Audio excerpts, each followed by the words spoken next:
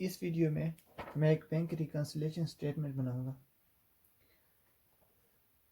जो मैं क्वेश्चन हल करूंगा वो 2012 की आज़ाद कश्मीर यूनिवर्सिटी के बी कम लेवल पे ये क्वेश्चन इन्हीं अमाउंट के साथ आया है, जिसमें जो उसने दिया हुआ है वो है बैलेंस एज पर पासबुक, लेकिन ओवरड्राफ्ट बैलेंस है।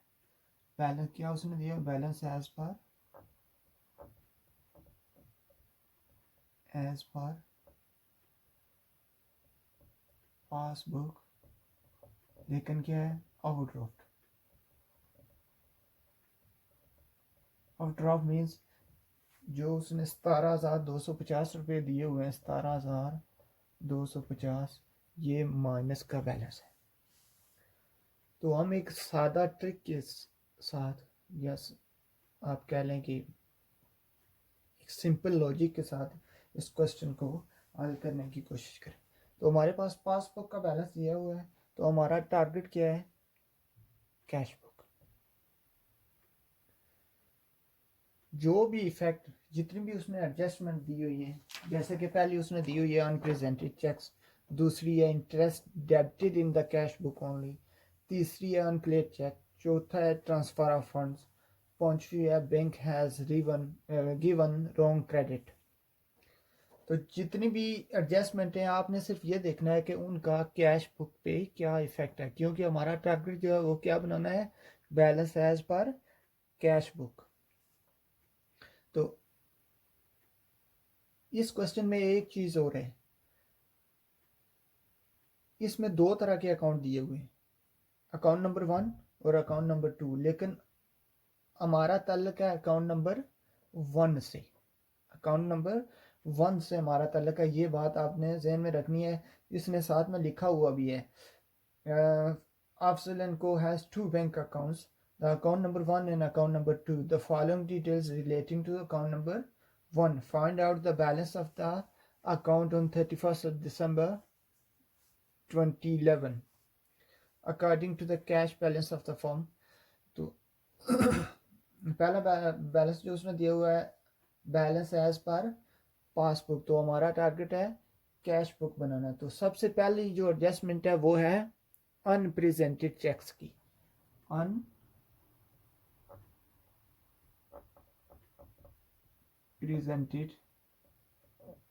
चेक्स। और दूसरी बात, अगर आपने लाइनें लगा के प्रोफार्मा बना के करना है तो आपकी मर्जी, लेकिन जो हमें गनी साहब की बुक में जो प्रोफार्मा इस्तेमाल हो वो ऐसे ही है, यहाँ से प्लस करेंगे यहाँ से माइनस करेंगे। तो एक बात और, आपने ये मैथ का फॉर्मूला याद रखना है कि माइनस और माइनस आपस में प्लस होते हैं, जबकि अमाउंट माइनस की रहती है। तो जो जैसे प्लस और माइनस होंगे तो जो अमाउंट बड़ी होगी वो नीचे आएगी साइन के साथ, तो प्लस के साथ हम अमूमन साइन नहीं लगाते। तो जल्दी जल्दी मैं कोशिश करता हूँ इसे हल करने की। तो पहला अनप्रेजेंटेड चेक्स। अनप्रेजेंटेड चेक्स वो चेक्स होते हैं जो एक जो बिजनेसमैन है उसने पे करने होते हैं। वो एक बंदे को पेमेंट करता है, लेकिन बंदा बैंक में ऑन टाइम कलेक्शन पे नहीं जाता, तो उसे वो बैंक में प्रेजेंट नहीं करता, तो हम उन्हें अनप्रेजेंटेड चेक्स बोलते हैं। जब आप किसी के फेवर में चेक ड्रॉ करते हैं, आपने उसे पैसे देने, आपने चेक दे दिया, तो कैश बुक का बैलेंस हमेशा इंक्रीज होता है। तो हमारा जो फॉर्मूला है या लॉजिक है या आप से ट्रिक बोल रहे हैं, उसमें जो इफेक्ट कैश बुक के बैलेंस पे पड़ेगा वही इफेक्ट उसी तरह से आप उसको प्लस और माइनस कर देंगे पासबुक में से। ये बैलेंस हमें गिवन है, ये पासबुक का बैलेंस हमारे पास गिवन है। तो जब उसने चेक ड्रॉ किया तो प्रेजेंट नहीं हुआ, जब वो ड्रॉ करेगा तो उसका बैलेंस कम हो जाएगा। तो आप सिंपली पासबुक से उसको लेस कर दें। मैं यहाँ पे कर दूंगा लेस ऑन प्रेजेंटेड चेक्स। ये हैं 6,250 रुपये के। तो जब आपने कैलकुलेशन करनी है, जब ये कैलकुलेटर है मेरे पास, जब आप कैलकुलेशन करेंगे तो पहले साइन लगाएंगे माइनस का, क्योंकि ये पासबुक का ओवरड्राफ्ट बैलेंस दिया हुआ है 17,250।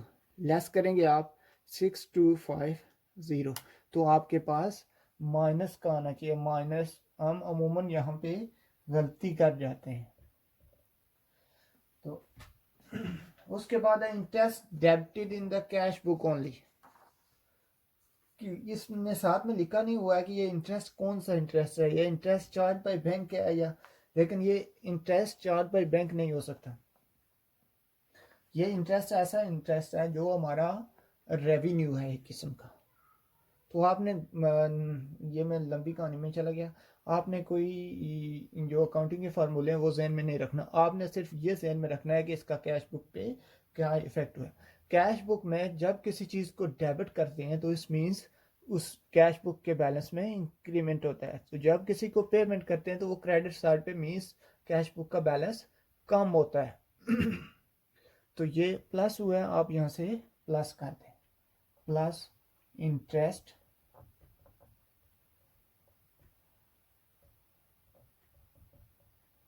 debited in cash book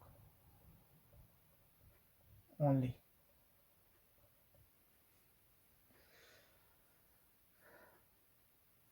ये रुपीज़ हैं 600,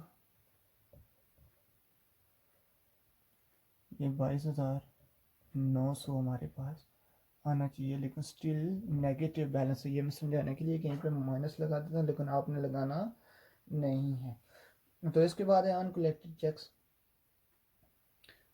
अनक्लियर चेक्स, अनक्लियर चेक्स वो चेक्स होते हैं कि जो किसी बंदे ने आपको पेमेंट किया, आपने पैसे लेने थे, ये याद रखना। अनप्रेजेंटेड चेक्स जो होते हैं उनमें आपने पैसे देने होते हैं, जबकि अनकलेक्टेड चेक्स या अनक्लियर चेक्स में आपने पैसे लेने होते हैं। आपने पैसों के बदले उसने आपको चेक दे दिया, आप आए कैश बुक में आपने एंट्री कर दी,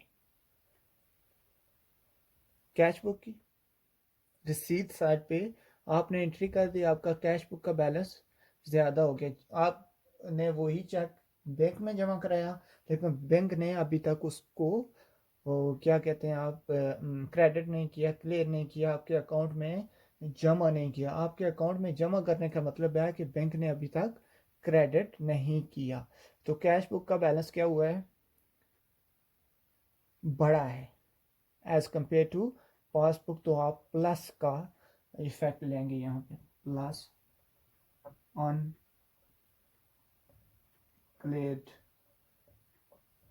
चेक्स या अनकलेक्टेड चेक्स जो भी आप देख ले, लेकिन इसने यहाँ पे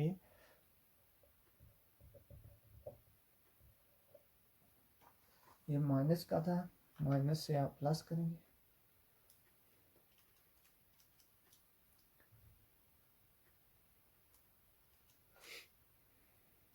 लेस बाय ना, सो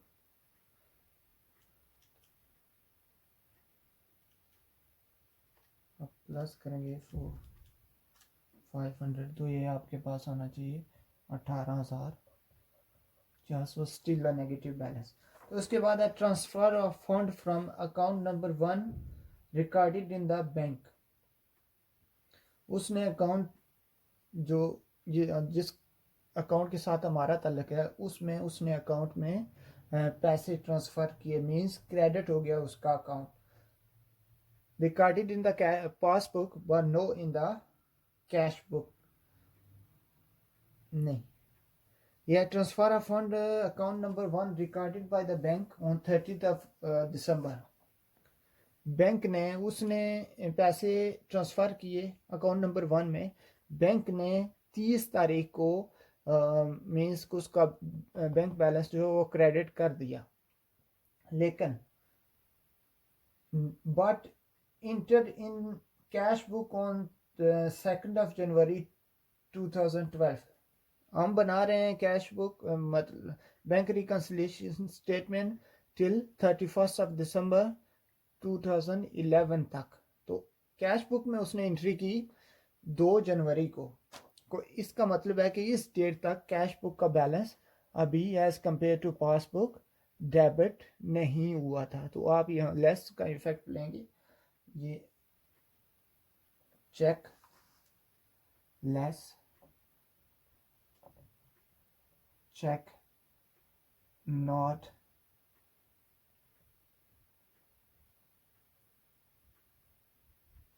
ये उसने क्या check not entered in cash book.